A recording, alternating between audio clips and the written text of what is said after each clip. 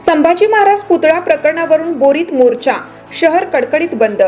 46 जणांवरील गुन्ह्याचा निषेध, मागण्या मान्य न झाल्यास तीव्र आंदोलनाचा इशारा। जिंतूर तालुक्यातील बोरी येथे छत्रपती संभाजी महाराज यांच्या पुतळा प्रकरणावरून वातावरण तापले असून 46 जणांवर गुन्हे दाखल केल्याच्या निषेधार्थ हिंदू समाजाच्या वतीनं बोरी पोलीस ठाण्यावर भव्य मोर्चा काढण्यात आला।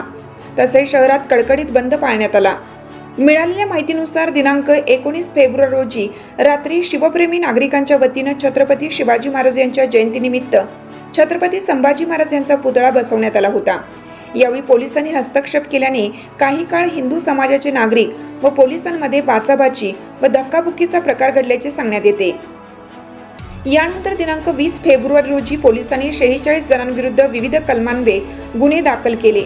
या कारवाईचा निषेध करत दिनांक 21 फेब्रुवारी रोजी बोरी व परिसरातील नागरिकांनी एकत्र येत पोलीस ठाण्यावर मोर्चा काढला आणि आपल्या मागण्यांचं निवेदन सादर केलं। निवेदनात 46 जणांवरील गुन्हे तात्काळ मागे घ्यावेत, तसेच संबंधित पोलीस बीट जमादार दिलावर खान पठाण यांना निलंबित करावे अशी मागणी करण्यात आली आहे। मागण्या मान्य न केल्यास मंगळवारी पुन्हा तीव्र आंदोलन छेडण्याचा इशारा आंदोलनकर्त्यांनी दिला आहे। या मोर्चामध्ये बोरी व परिसरातील विविध गावांमधील हिंदू समाजाचे नागरिक मोठ्या संख्येने सहभागी झाले होते।